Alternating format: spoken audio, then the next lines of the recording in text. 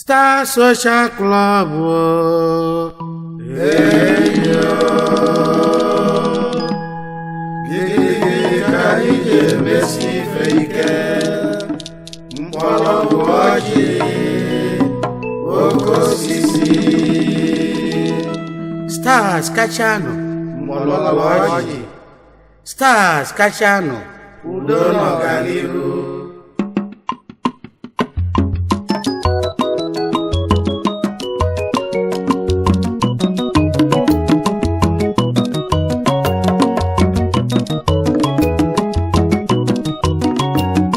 Star Social Club ndị obodo anyị ji biri, ndị oke mmanwụ Igbo niile na-eti. Oke mmanwụ Igbo niile, Oke mmanwụ mkpọrọgwụ ọjị, oke osisi. Star Social Club ndị obodo anyị ji biri, ndị oke mmanwụ Igbo niile na-eti. Oke mmanwụ Igbo niile, Oke mmanwụ mkpọrọgwụ ọjị, oke osisi. National President, Star Social Club of Nigeria,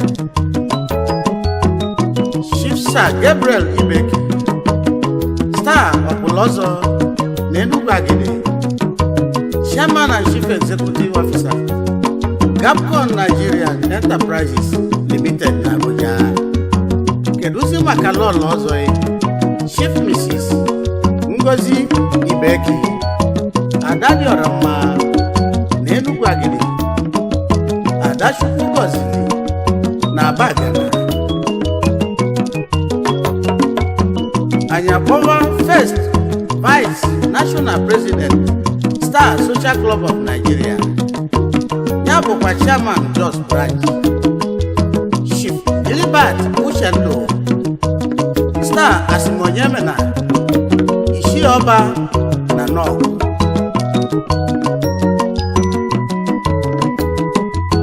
Anyị akpọwa Second Vice National President, Chairman Bauchi Branch, ezi nwa si Enugwagide bịa, onye ka ọ bụ Chief Francis Enemo, Star ịkọ na-adị. Anyị akpọwa Chief Engineer Samuel Chidebe Shife, Star Efiedike Ube alias Chukwu adịghị n'ije.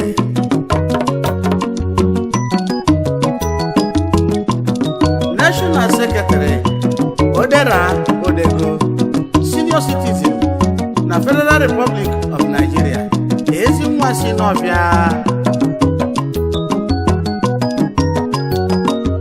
Anyị akpọba Sir Fabian Okoye, Star Chinemak, Star Printer, Immediate Past National President and National Grand Patron Elect, Chairman and Chief Executive Officer, FAP Anene and Co. Limited, Jos.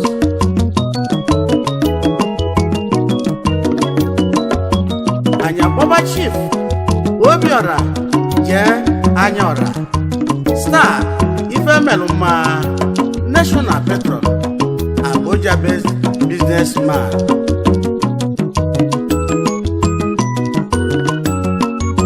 Anyị akpọwaza Chief Sunday Igwanwu, Star Decency, Past National President.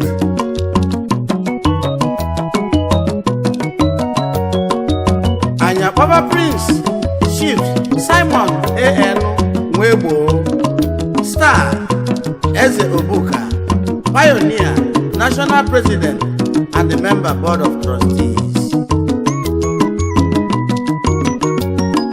Star Social Club ndị obodo anyị ji biri, ndị oke mmanwụ Igbo niile na-eti. Oke mmanwụ Igbo niile, Oke mmanwụ mkpọrọgwụ ọjị, oke osisi. Star Social Club ndị obodo anyị ji biri, ndị oke mmanwụ Igbo niile na-eti. Oke mmanwụ Igbo niile, Oke mmanwụ mkpọrọgwụ ọjị, oke osisi. Anyị akpọba Honorable Chief Hippolyte Okafor, Star Ugobuzue Ochake 1 of Olu, Akunesiobi Ike Osu, Onodugo Adiebemma 1, Neziawa, National Chief of Protocol and Chairman Mina Branch. Kanyipawazia Mr. Anthony Mpocha Okoye, Star Akuye Nwatebu, National Finance Chief, Ezinwasi Nugwagede. Anyakoba Chief Geoffrey Okubune, Star Kulia 1, Enugwagede, National Treasurer. Anyakoba Mr. Edward Onwara, Star Omu, Assistant National Secretary, Ezinwasi Swanyocha. Anyakoba Chief Vincent Okafo, Star Ebunyeleze, National Chief of Defense, just based businessman. Seta social club, ndị obodo anyị ji biri, ndị oke mmanwụ Igbo niile na-eti. Oke mmanwụ Igbo niile, Oke mmanwụ mgbọrọgwụ ọjị oke osisi. Seta social club, ndị obodo anyị ji biri, ndị oke mmanwụ Igbo niile na-eti. Oke mmanwụ Igbo niile, Oke mmanwụ mgbọrọgwụ ọjị oke osisi. Anyakoba's trustees, Mr. Amechi Iwonwu, Star Ezweme, Star Information, National Trustee, Abuja-based timber merchant, Ezinwasi Enugwagede. Ezioyim Kanzuru n'ụzọ, ISNB Nebolisa, Star Ologwoji, alias Star Club for Life, National Trustee, Star Club of Nigeria. Anyakoba Mr. Bernard Nonyelumu Mushe, Star Okunwa, National Trustee, Star Social Club of Nigeria, just based businessman.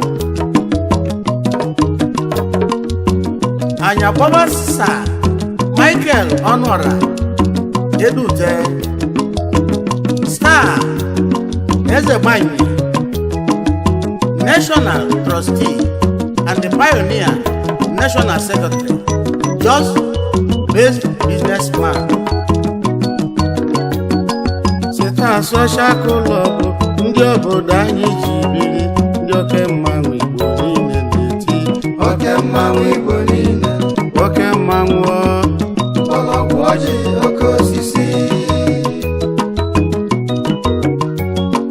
Seta social club, ndị obodo anyị ji biri, ndị oke mmanwụ Igbo niile na-eti. Oke mmanwụ Igbo niile, Oke mmanwụ mgbọrọgwụ ọjị oke osisi. His Royal Highness Eze Marcellinus T.O. Abo, Eze Diohamba na Zuba, Ononenyiwan Akajioha Obi Nsukka, Group Managing Director, Mass Park Hotels Limited, na Zuba, na Abuja, Shidaram Primary Secondary School, na Mararaba, Nasarawa State, Chairman, Igbo Community Assembly, Traditional Council, Federal Capital Territory, na Abuja.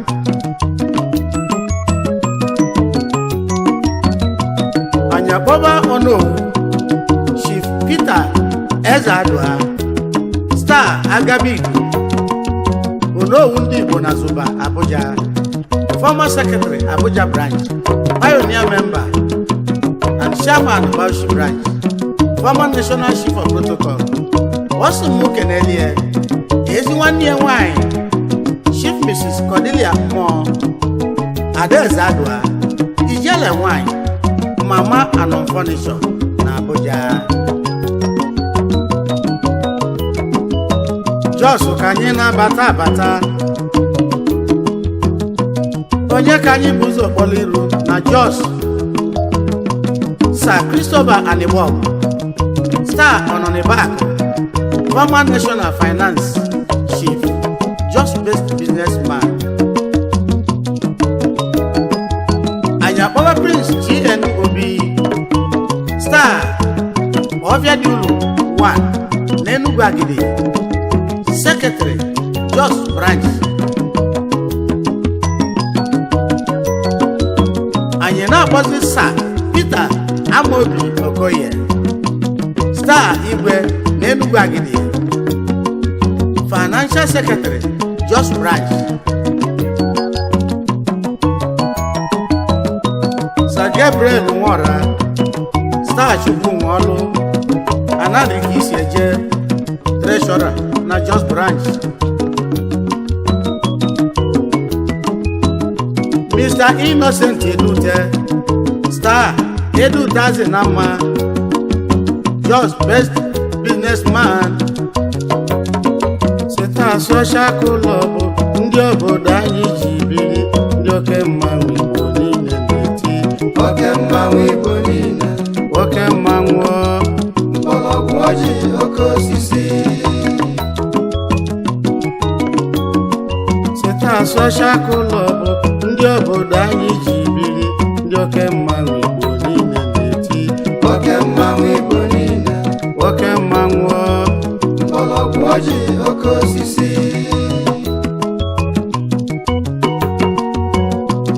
anyị abata Abuja. Chairman na Abuja,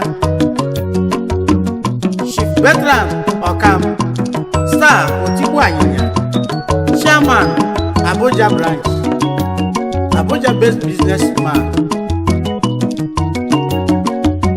Ka anyị kpọba Chief Arusi Ọbawume, Star Ọba Nzamala, Treasurer Abuja Branch, Star Social Club of Nigeria, Managing Director Roban Electrical Limited, ezi nwa si Enugu Ukwu n'ime njikọ ọka. Ka anyị kpọba ọzọ Chief Frederick Chukwuemeka Ukekwe, Star Eze Nwata Aboy, Ambassador ndị Nimo na Abuja, Managing Director Jesus is God Tow Motors Limited na Abuja. Osimu Kenelie lọlụ ya Mrs. Bridget Ukekwe Osodieme ka Stainless Madam. Anyakpọwa Chief Sunday NC Chief Ụzọ, Star Ọzọ Ezebinugwu, Provost Abuja Branch, Chief Executive Officer Sambukasin Nigeria Limited. Anyakpọwa Chief Edwin Eluke, Star Ebubenechagu 1 n'aka Moghe Eziagu Enugu State. Chairman Managing Director Egoli Projects Limited na Abuja. Emeka Morocco nyenwekwe n'onye ilosu. Ka anyị kpọwa Chief Felix Anyanegbu, Star Ezweb, former Chief of Defense. Ufaka ka anyị ji akpọkwa Chief Isaac Okekuche, Star Zadachie, Chairman na Kano Branch. Keduzi maka Chief Job Obenebo, Star Ọnwa, Secretary na Abuja Branch. Anyakpọza Mr. Edwin Mabude, Secretary na Yola Branch. Ka anyị kpọbazia Chief Ebelesi Ọkafọ, Star Ọdịmbu Eria, Able Tester 1 Namudiala Ezinifite, Lewi South Local Government Area. Chairman Managing Director, Ebeco Holdings Limited, Ezimark Investment Limited, Ebecliff Global Investment Limited, Concrete Molars and General Contractors, Abuja and worldwide. Chief Malaki Mpeji, Star Akebushionwa, Chief Executive Officer, Global Inn Nigeria Limited, Abuja. Ezinwabo Oduku, Idato North Local Government, Imo State. Seta Social Club, ndị obodo anyị ji biri, ndị oke mmanwụ Igbo niile na-eti. Oke mmanwụ Igbo niile, Oke mmanwụ mgbọrọgwụ ọjị oke osisi. Seta Social Club, ndị obodo anyị ji biri, ndị oke mmanwụ Igbo niile na-eti. Oke mmanwụ Igbo niile, Oke mmanwụ mgbọrọgwụ ọjị oke osisi. ezi oyimu ka nzuru ụzọ ka anyị jere Bauchi. Chief Samuel Enwalusi, Star Oshendo ndị Igbo na Bauchi, former National Treasurer, Chairman and Managing Director, Blue Sport Guest Inn, Sanusi Enterprises Nigeria Limited. Kedu maka Chief Innocent Nwokoye, Star Mgbechikwelu Namobia, former Treasurer, Bauchi Branch, Timber Merchant. Ka anyị na-akpọ Mr. Sylvester Ezewu, Star Ogadi Igbo Mma, Financial Secretary, Bauchi Branch, Nwafọ Okeja.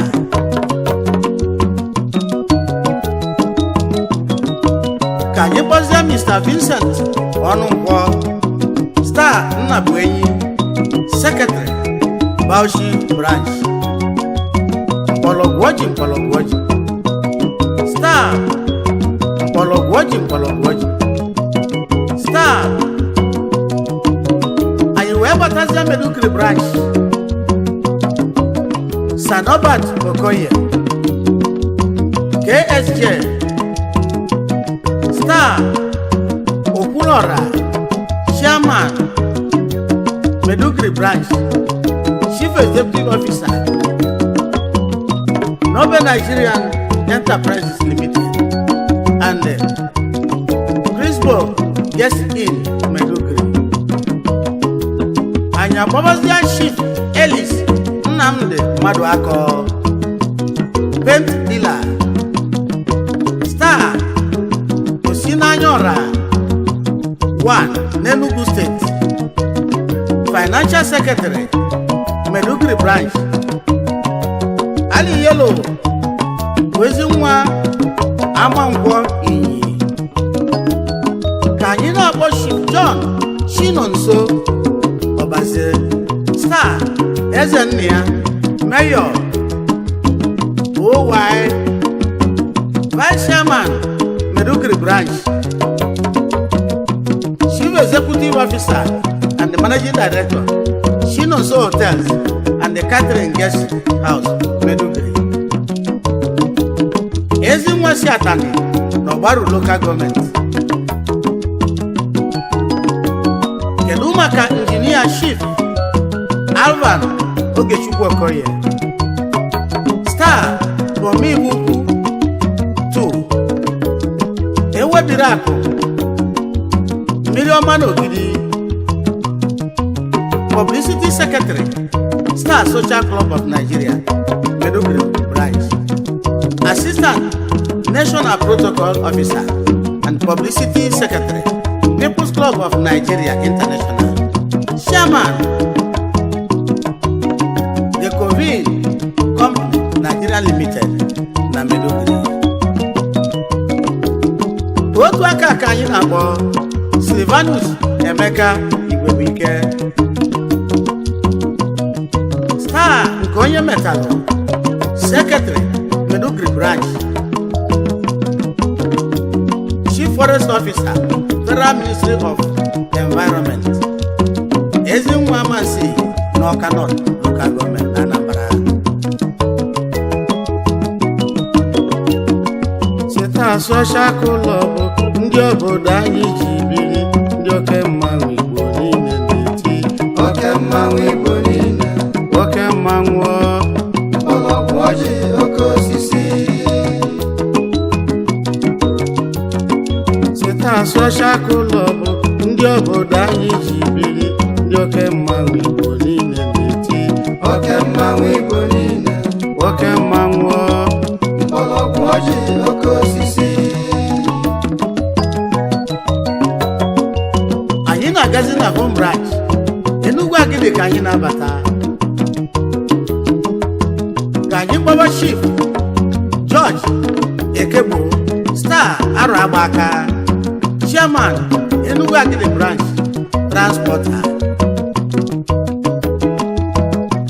Mr. Godson Emekwisie Star Chinweze, Secretary Enugu Agidi Branch Dealers in Plumbing Materials Works. anyị abatayola Chief Fabian Arizechukwu Okenu Star Eze Amanso Omeka na ya Enugu Agidi Ikosi Eje o, Chairman Yola Branch Timber Merchant.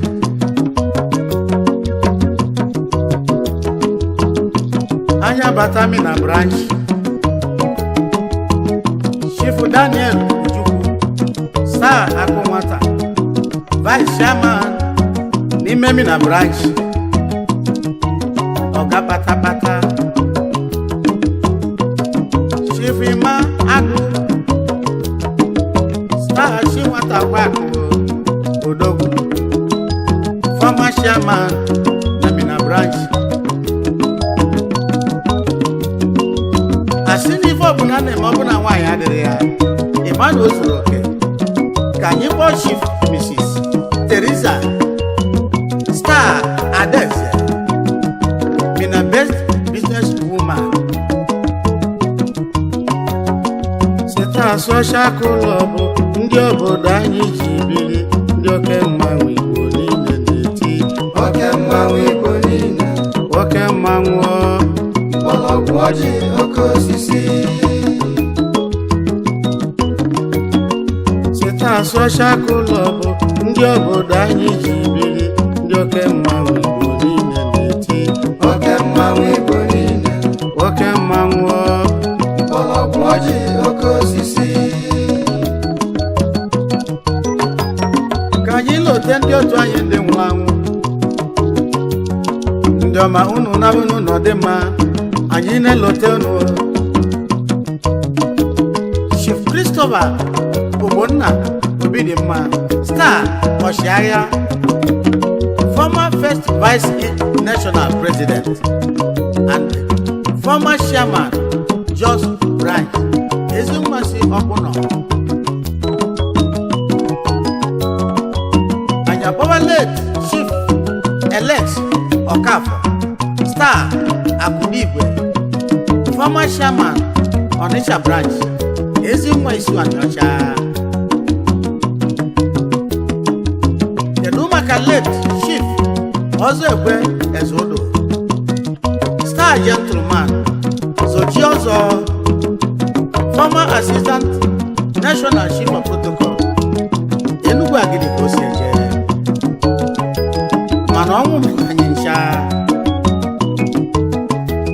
anyị akpọba late Chief Alison Njọkụ Star Iyelioba, former assistant national labor officer Ezinwa Simbaise, ọnwụ Ukwulu. Cheta social club ndị obodo anyị ji biri, ndị oke mmanwụ Igbo niile na-eti oke mmanwụ Igbo niile, oke mmanwụ mgbọrọgwụ ọjị oke osisi.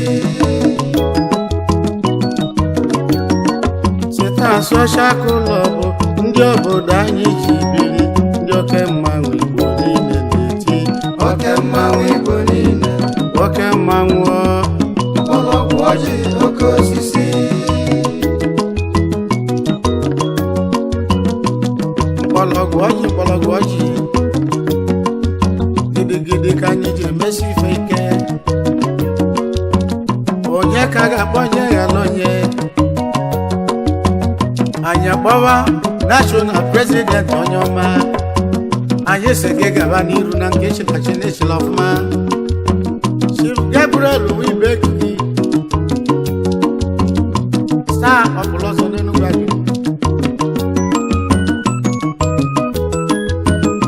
onyere mmaba otigbu anyịnya chele gaba na nke chịlachi na ịnachi anyị ọfụma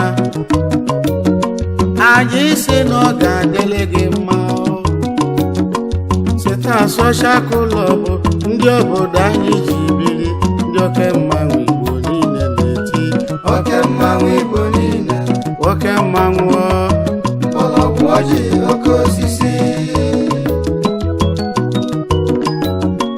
seta social club ndị obodo anyị ji biri ndị oke mmanwụ Igbo niile na-eti oke mmanwụ Igbo niile oke mmanwụ mgbọrọgwụ ọjị oke osisi mgbọrọgwụ ọjị mgbọrọgwụ ọjị oke osisi gidigidi ka anyị ji emesi ife ike mgbọrọgwụ ọjị oke osisi mgbọrọgwụ ọjị mgbọrọgwụ ọjị oke osisi executive mgbọrọgwụ ọjị oke osisi star mgbọrọgwụ ọjị oke osisi yọpụta na mkpa mgbọrọgwụ ọjị oke osisi anyị alụsịa na anyị ga-ana mgbọrọgwụ ọjị oke osisi oyi mụ na ọbịala ije n'ọgwụ na mgbọrọgwụ ọjị oke osisi maka na eji a na-abụ isi ije mgbọrọgwụ ọjị oke osisi anyị si kọdịrị nwoke madịrị nwaanyị mma mgbọrọgwụ ọjị oke osisi na stars zuru ka eme mgbọrọgwụ ọjị ndị eji eje mba gidigidi ka anyị ji emesi ife ike oke osisi mgbọrọgwụ ọjị mgbọrọgwụ ọjị oke osisi star mgbọrọgwụ ọjị oke osisi mgbọrọgwụ ọjị oke osisi mgbọrọgwụ ọjị oke osisi mgbọrọgwụ ọjị oke osisi mgbọrọgwụ ọjị oke osisi mgbọrọgwụ ọjị oke osisi mgbọrọgwụ ọjị oke osisi mgbọrọgwụ ọjị oke